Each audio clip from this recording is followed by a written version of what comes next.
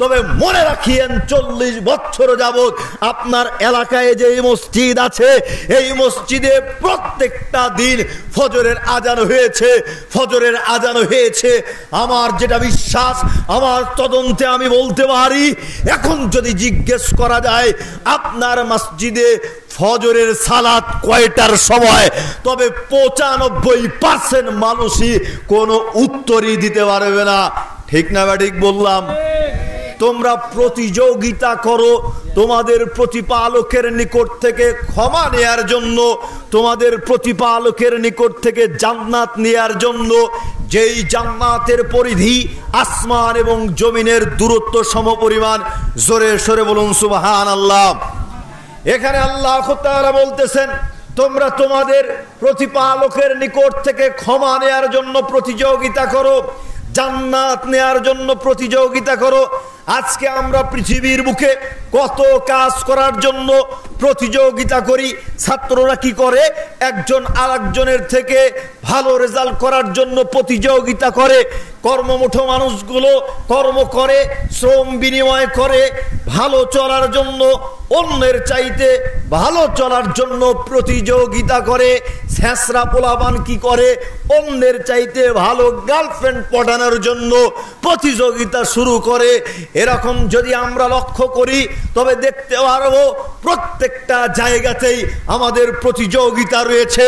কিন্তু যেখানে আল্লাহ তাআলা বলতেছেন তোমরা তোমাদের রবের নিকট থেকে ক্ষমা নেয়ার জন্য, জান্নাত নেয়ার জন্য প্রতিযোগিতা করো, আমরা সেই ক্ষেত্রে কোশ্চিন কালেও প্রতিযোগিতা করি না। আমরা তো প্রতিযোগিতা করি ব্রাজিল আর্জেন্টিনার খেলা দেখার জন্য।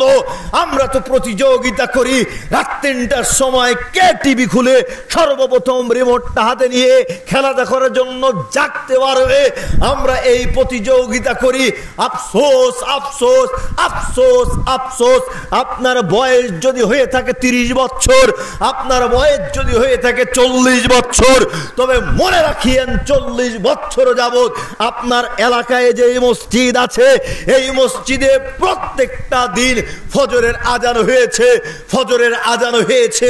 আমার যেটা বিশ্বাস, আমার তদন্তে আমি বলতে পারি, এখন যদি জিজ্ঞেস করা যায় আপনার মসজিদে ফজরের সালাত কয়টার সময়, তবে 95% মানুষই কোনো উত্তরই দিতে পারবে না। ঠিক না বা ঠিক বললাম? 95% মানুষ উত্তর দিতে পারবে না। আর এই ইহুদি খ্রিস্টানদের যখন খেলাধুলা হয়, একেবারে যুবক যুবতীর মনে হয় অন্তরের মধ্যে খেলার কি বলে রুটিন, এই রুটিনটা গেঁথে থাকে।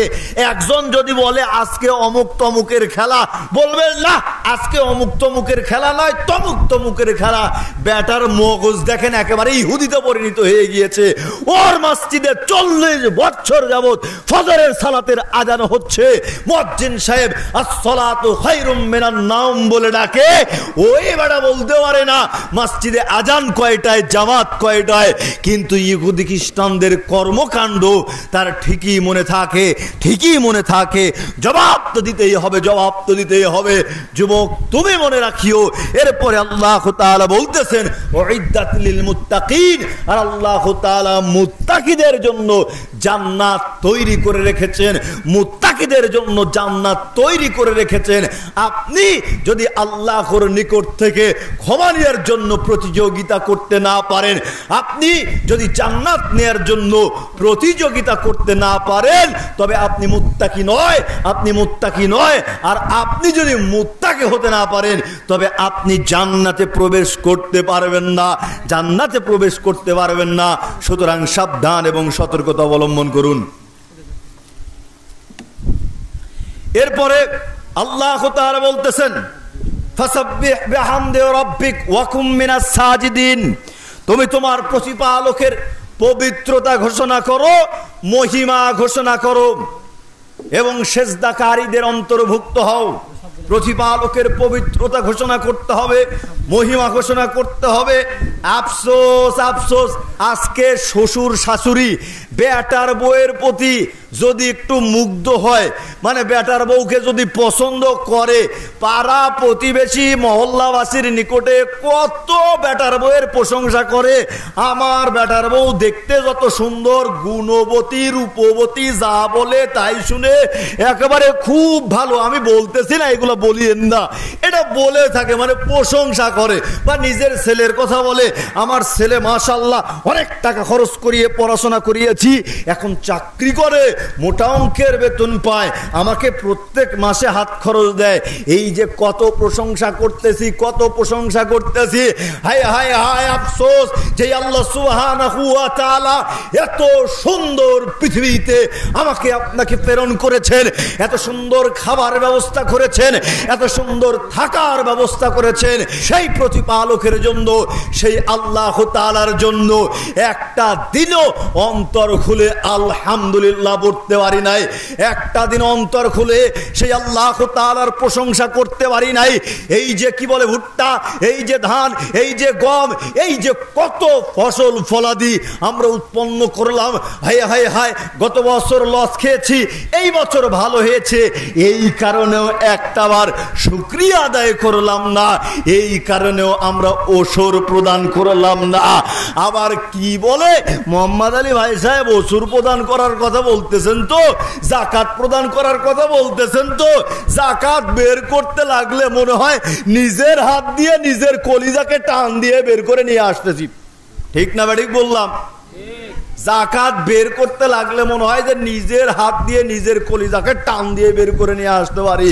এ প্রসঙ্গে বলবো না, এই প্রসঙ্গে এতটুকু বলতে চাচ্ছি, আপনার যদি জাকাত ফরজ হয়ে থাকে, আপনি যদি জাকাত না দিয়ে থাকেন, আপনি বিশ্বাস করেন আপনি ভিক্ষুকের খাদ্যকে গ্রহণ করেছেন, আপনি ভিক্ষুকের সম্পদকে আত্মসাৎ করলেন, এর জবাব তো আপনাকে দিতেই হবে।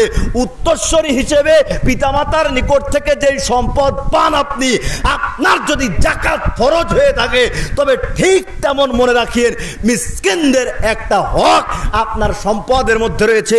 যতক্ষণ পর্যন্ত সেই হকটা বের করতে না পারবেন, ততক্ষণ পর্যন্ত আপনার ওই সম্পদ, আপনার ওই খাদ্য হালাল নয়, হারাম হারাম।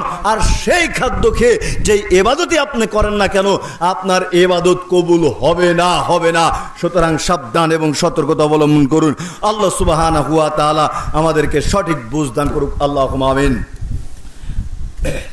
বলছিলাম আল্লাহ তাআলা বললেন, তুমি তোমার প্রতিপালকের প্রশংসা করো, পবিত্রতা মহিমা ঘোষণা করো, সিজদাকারীদের অন্তর্ভুক্ত হও, ওয়াবুদু রাব্বাকা হাত্তা ইয়াতিয়াকাল ইয়াকিন, এবং মৃত্যুর আগ পর্যন্ত তুমি তোমার প্রতিপালকের ইবাদত করতে থাকো। কি বুঝলেন এখানে আয়াতের গুরুত্ব? আল্লাহ তাআলা বলতেছেন মৃত্যুর আগ পর্যন্ত তোমরা তোমাদের প্রতিপালকের ইবাদত করতে থাকো। বলবেন এটা জুলুম হয়ে গেল না? মৃত্যুর সময় কেউ কি ইবাদত করে? ও মৃত্যুর সময় ইবাদত করে না, তাহলে কি মৃত্যুর সময় গান বাজনা করবে নাকি? একটু পরে তার জানটা চলে যেতে পারে, আপনি বলবেন তার উপরে জুলুম করা হচ্ছে। আরে জুলুমের বুঝলেনটা কি? সে যদি জান্নাতি না হয়, মৃত্যুবরণ করার সঙ্গে সঙ্গে জুলুম কি জিনিস, নির্যাতন কি জিনিস, শাস্তি কি জিনিস, ওই মুমূর্ষু ব্যক্তি বুঝতে পারবে। সুতরাং করণীয় কি? করণীয় হচ্ছে এই মৃত্যুর পূর্বে কি করলে এই মুমূর্ষু ব্যক্তি জান্নাতে যেতে পারে, আমাদেরকে করতে হবে এটা। আমরা জানলাম আল্লাহ তাআলা এখানে বললেন মৃত্যুর আগ পর্যন্ত তোমরা তোমাদের প্রতিপালকের ইবাদত করতে থাকো। এখন আমরা মুমূর্ষু ব্যক্তির নিকটে কি আমল করে থাকি? দেখতে পাই হঠাৎ রোগী ব্যক্তি, অসুস্থ ব্যক্তি, বয়োজ্যেষ্ঠ ব্যক্তি মুমূর্ষু হয়ে গিয়েছে, মৃত্যুর পথযাত্রী হয়ে গিয়েছে, তখন আমরা কি করি? একেবারে মুমূর্ষু ব্যক্তিকে ঘিরে নিয়ে চতুর্দিক দিয়ে সূরা ইয়াসিন পাঠ করি। ঠিক না ঠিক বললাম? সূরা ওয়াকিয়া পাঠ করি, একেবারে দরুদে হাজারি, দরুদে মারিফতি, কত রকমের দরুদ, 100 বার সূরা ইখলাস, নাস, ফালাক ইত্যাদি ইত্যাদি পড়ে বোঝাই করে ফেলতেছি। মুমূর্ষু ব্যক্তিকে এভাবে প্রকৃতপক্ষে জাহান্নামের দিকে অগ্রসর করে দিচ্ছি।